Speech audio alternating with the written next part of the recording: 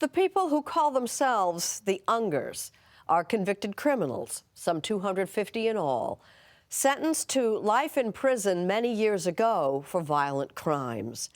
Thanks to an appeals court in Maryland, they now have the opportunity to be released, an opportunity many have already taken.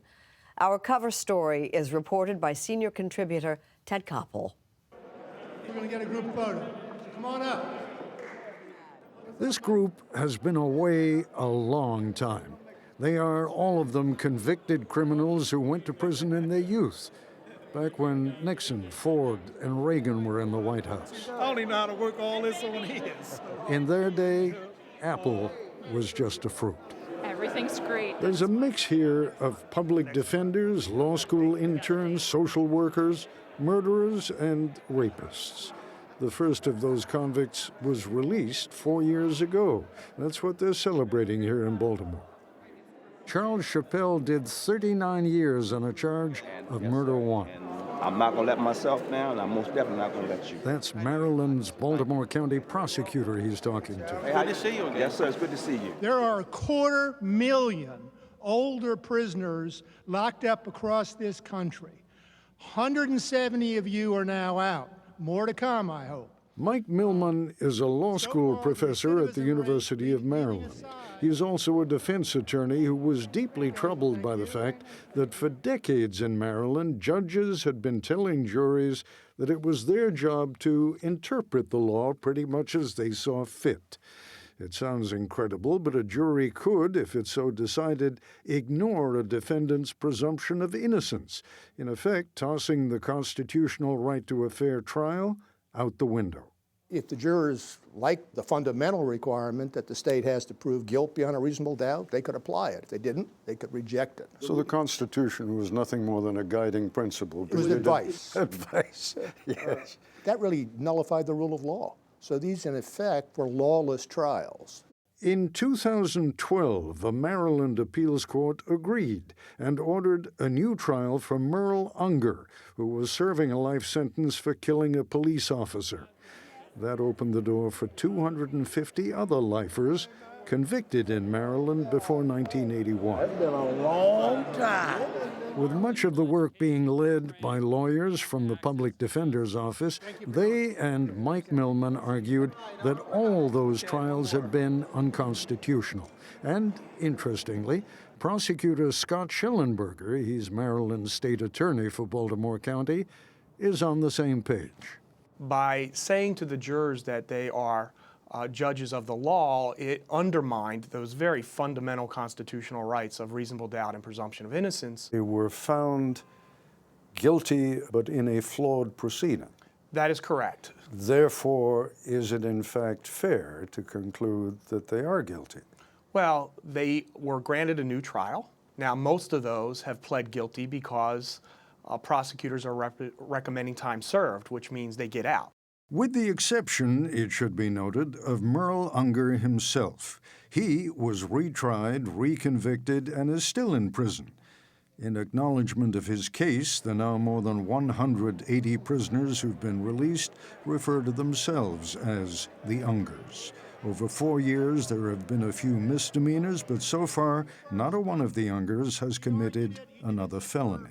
The success of the Unger folks should be a beacon for the whole United States of America. And how many years did you actually spend in prison? 37 years, 9 days in prison. Kareem Hassan was one of the first of the Unger group to be released. So if I said to you, you're out on a technicality, how would you feel about that? Well, I was just trying to get out. I didn't care how I got out. You know, after 37 years, I said, okay, why are you still sitting here? Yes, I want that deal because I wanted to get out. Etta, how about you? I was in prison 36 years, 9 months, 5 hours, 24 minutes, and I didn't count the seconds. Etta Meyers is the only woman in the group. To this day, she maintains her innocence. And I served 42 years, 3 months, and 3 days. Kareem Salim El Amin has been out for 4 years now. The fact that you can all remember down to the day, and in some cases down to the hour, how long you were in. What does that say about doing time in prison? That you're conscious of every day you're in there. You don't actually count it while you're doing it, but seems like when you get closer and closer to a year, then it means something. Other than that, you're just living, trying to survive while you're in there. You don't want to think about how much time you're doing, because there's no end to a life sentence. Actually, when El Amin was convicted, when all the Ungers were convicted, that wasn't true. They were all eligible for parole. Because when they were sentenced, the norm was that if you did what you were supposed to do in prison, and you were a lifer, with the possibility of parole, you were paroled after 15 or even, later 20 years. So there's an expectation if they did what they were supposed to do, they'd be coming out. And that all changed when a liberal Democratic governor, in effect, ended parole for lifers in Maryland. Because? Because a lifer in a work release program killed his woman friend and then killed himself. That was in the mid-1990s, and from that time on, even model inmates like Etta Meyers paid the price. You had 3 parole hearings. Yes. Obviously, you were turned down at each one. No, actually, I was recommended for each one. Were you? Yes. And what happened? The governor never signed off on it. It didn't matter what the parole board ruled. Without the governor's signature, there was no release. Maryland's parole boards were still going through the motions, but their recommendations of parole for a lifer were simply ignored. So at the time I was married to my wife that I'm married to now, Miss Annette, I made her leave me. I took off my visiting list, told her to go ahead and enjoy a life, that I'm never coming home. And I made her divorce me. It would be 20 more years before Kareem Hassan's ultimate release. She came the day I came home from court, and I seen her. The feelings, the emotions, and everything was still there. And asked me to marry her again, and we married. Well, good for you. And it's enjoyable. Incredibly, and this is according to social workers who've been counseling the Ungers, 70% of the freed inmates were initially taken in by a family member. Charles Chappelle moved in with his sister last December. Finding work has been something else again. I'm calling about the application I turned in. In prison, Chappelle was head clerk in a multi-million-dollar furniture business. And now that you're out, of course, you've got another job running another million-dollar business. I can't even flip a burger for Burger King because I have a felony. What kind of jobs are you applying for? So far, I've been looking at warehouse supervisor, warehouse associate, where I have these skills and running a business, so I can run a warehouse. Now, part of the problem, obviously, is, and I say this as a guy who's almost old enough to be your dad, but you're an old man in terms of the labor market. How old are you now? 60? I'm 61. 61. I'm 61 years old. My disappointment is being incarcerated for 39 years, that this body has been preserved. I could do 10 years of labor, Mr. Koppel, and I know that I would hold up. So I'm asking for not the online interview, I would like the face-to-face interview, so where they could see a 61-year-old man who's ready to become a productive member of society. Scott Schellenberger is a tough prosecutor who takes a common-sense approach. When we talk about imprisonment, we're talking about 2 things. First and foremost, punishment for a crime. But secondly, implicit in that is also the notion of the possibility of rehabilitation.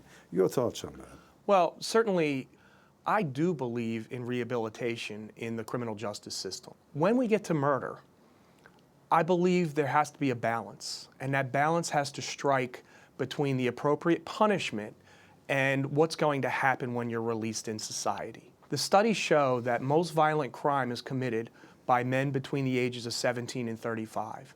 And the Ungers are a perfect example that you can age out of violent crime. Wayne Bruton Bay only got out last spring. After decades in prison, he needs the support of the other Ungers.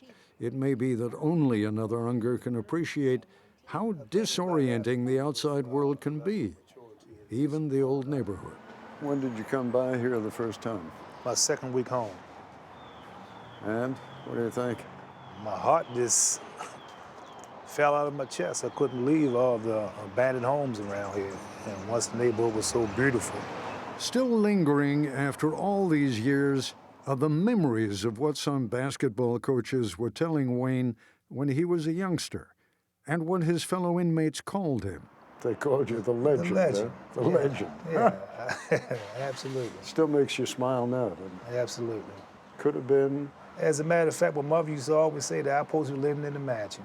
That's what she used to tell me when she used to visit me. Wait a minute. As you see that young man walking along with his basketball over there, take a look. Give you any thoughts? Yeah, that's how I was. Going looking for a game at one point in my life.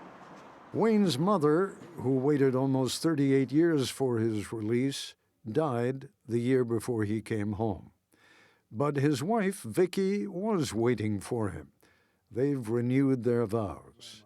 And Wayne's 10-year-old granddaughter, Madison, is helping him adjust to the brave new world of the internet. So I need to practice that then, huh? Thank you, baby. You're welcome. It needs to be said that even these tiny stories of long-deferred happiness must grate on the families of the victims. Well, I'm going to put it to you very brutally. Tell me why you're an asset to the community. Because I believe I can save lives by sharing my story with a lot of the younger guys and the women in the neighborhood, and that one mistake, one bad choice can ruin your life forever. I took a young man's life, and so his family suffered. My family suffered because I went to prison. I took my whole family with me. And during the process of my incarceration, my family spent $10,000 and $20,000 on legal fees. Which they didn't have. But they didn't have. You know, they went in debt for me. And I believe I owe Harold Jenkins a debt. He's the man you killed. He's the man whose life I took. The Ungers are guardians of a fragile success, and they are acutely aware of what their failure would mean. You guys have got a motto, right? Yes. Failure is not an option. Absolutely. Because? There's so many guys that we left behind who may not have Unger, but our success will show those individuals who are making these major decisions on individuals who have rehabilitated themselves after 30 to 40 years of incarceration. That is a possibility because the Unger guys made it. Smile, come on.